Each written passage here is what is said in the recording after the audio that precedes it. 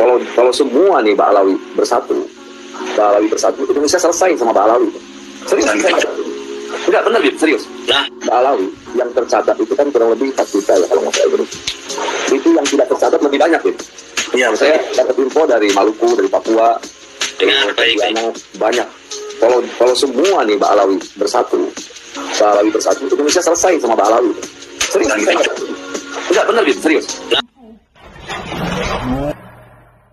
Ini berbahaya bagi Indonesia. Apa yang Yai Thoifur amati sehingga menyimpulkan demikian?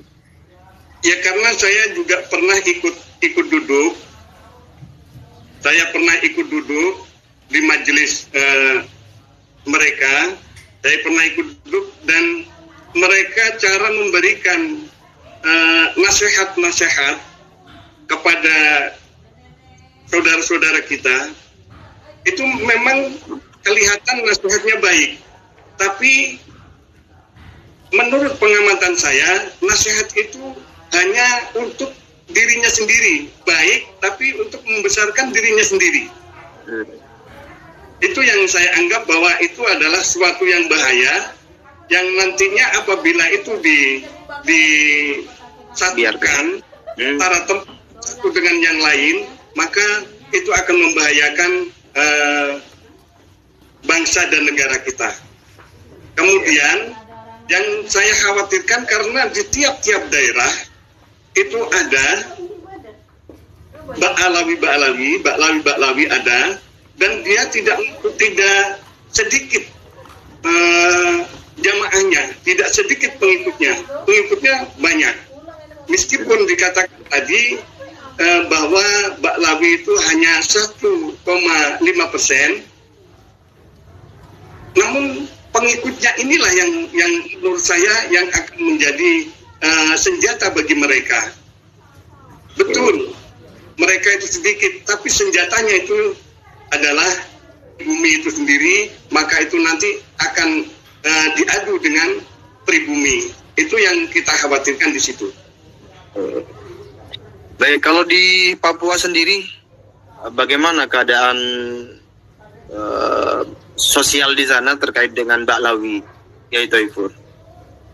Kalau di Papua relatif agak dingin, tapi juga resah juga di kalangan masyarakat karena juga ada di beberapa tempat di Papua itu yang Ba'alawi itu mempunyai jamaah-jamaah, juga mempunyai pengikut-pengikut. Bahkan di tempat saya sendiri juga ada saudara saya yang di situ berkiblatnya kepada Ba'alawi. Nah itu yang saya khawatirkan pada saudara-saudara saya yang ikut kepada Ba'alawi itu nanti akan terbelokkan akidahnya, jadi ikut akidah Yaman, bukan akidah Ahlussunnah wal Jamaah. Kemudian yang saya takutkan juga mereka akan disesatkan oleh Ba'alawi dengan doktrin-doktrinnya, yang doktrin-doktrin sebut untuk memberikan memberikan dijadikan sihir bagi saudara-saudara kita. Itu yang kita khawatirkan, karena saudara-saudara kita juga banyak yang mengikuti jamaah mereka, yang ikut jamaah mereka itu banyak, tidak sedikit.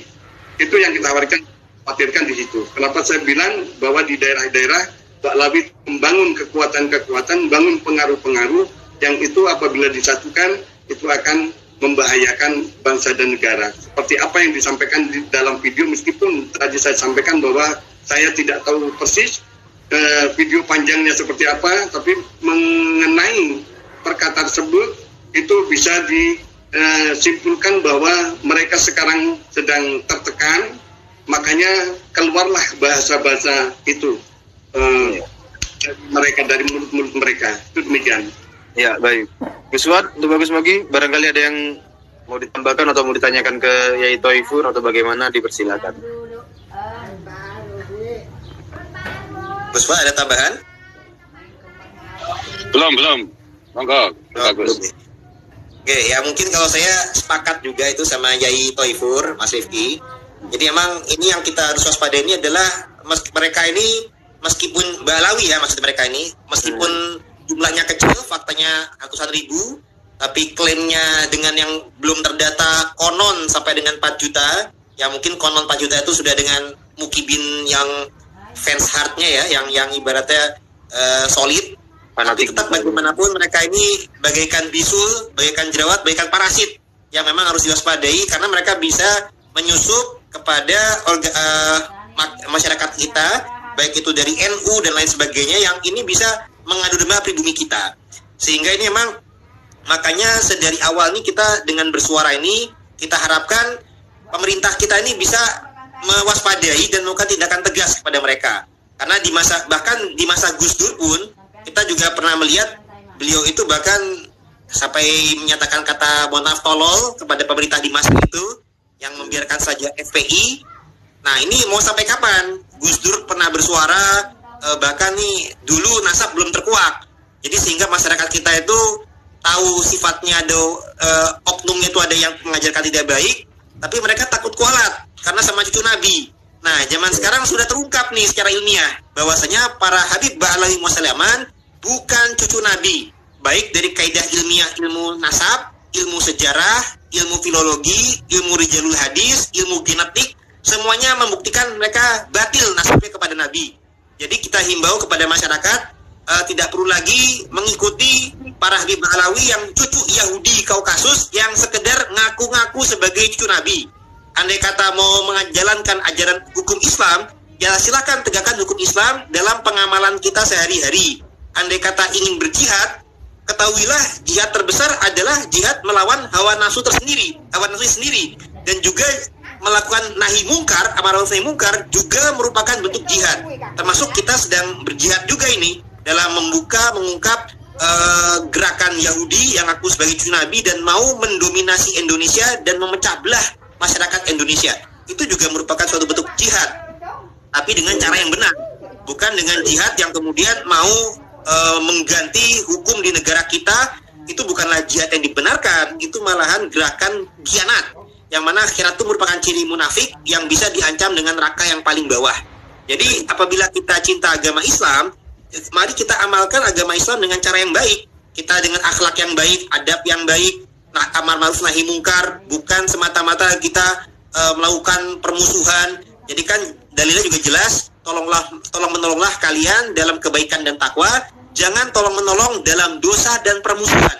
Nah, dengan kata-kata 4 juta akan selesai Indonesia, itu sudah merupakan tolong menolong dalam permusuhan, dalam dosa. Maka kami sampaikan untuk segera tobat, untuk segera sadar, jangan mengadu domba umat Islam Nusantara, jangan mengadu domba bangsa Indonesia. Dan kami sampaikan kepada Pak Prabowo, aparatur pemerintah, kepada Pak Jenderal Dudung sebagai penasihat presiden, agar diberikan nasihat yang baik untuk menyikapi hal ini. Jangan dibiarkan terus. Dari zaman Gus Dur, dari zaman Pak Jokowi, mereka biasa mencaci maki Pak Jokowi dengan kata Jokodok.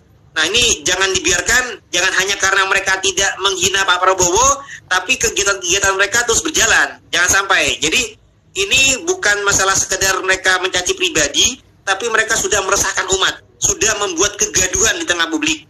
Dan kami insya Allah akan berkoordinasi dengan divisi hukum dari PWI dan lain sebagainya. Kiranya langkah-langkah apa saja ini yang perlu diindikan untuk masalah menangani para kasus Habib Ba'alawi yang sudah meresahkan dan membuat kegaduhan bagi umat kita. Mungkin sekian dari saya, Mas Rifki. Oke. Baik, terima kasih Bagus Mogi. Pak Yai Toifur, seberapa banyak orang yang resah di tempat tinggal Bapak di Papua sana dengan sepak terjang Ba'alawi yang di Papua? Kalau seberapa banyak yang resah, saya pikir banyak yang resah dengan tidak resah di Papua. Karena ketika kita berada di pemakaman seseorang, kita bercanda dengan seorang, di situ ada candaan-candaan dari orang-orang, dari kawan-kawan tentang doktrin-doktrin Ba'alawi, tentang perkataan-perkataan Ba'alawi itu malah justru dijadikan candaan oleh orang-orang yang ada di sini. Dianggapnya itu hanya lelucon saja. Masa bisa yang namanya Mi'raj semalam bersama kambingnya 70 kali.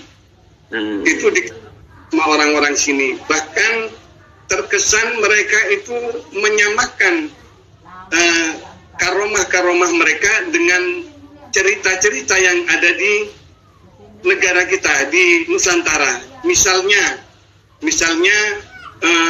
seperti kisah Roro Jonggrang. Kisah Roro Jonggrang yaitu beliau mau dinikahi oleh Bandung Bondowoso, itu tidak mau, hanya minta dibikinkan candi, 1000 candi. Maka dibikinkanlah 1000 candi oleh Bandung Bondowoso, yang karena Bandung Bondowoso itu mengerahkan para jin. Dan ternyata di buku atau di kitabnya mereka itu ada juga cerita-cerita yang semacam itu, bahwa salah satu Habib mempunyai peliharaan jin itu sama dengan pengikut jinnya, jumlahnya sama dengan pengikut jinnya Nabi Sulaiman. Itu jadi candaan di Papua salah satunya. Ya, kalau di Papua sana apakah aktivitas Baalwi itu intens atau banyak? Tidak, kalau di Biak tidak ada Baalwi. Tapi ada salah satu jamaah perkumpulan itu yang mendatangkan Baalwi setiap bulan. Kalau boleh tahu siapa nama Baalwinya? Kalau nama Baalwinya saya sendiri, karena saya tidak pernah mengikuti kelompok mereka, saya diundang pun saya nggak mau datang, ya maka saya tidak tahu yang namanya itu siapa. Berarti di Papua sana ada budak dari Baalwi ya, sehingga rutin sekali tiap bulan mengundang Baalwi. Iya.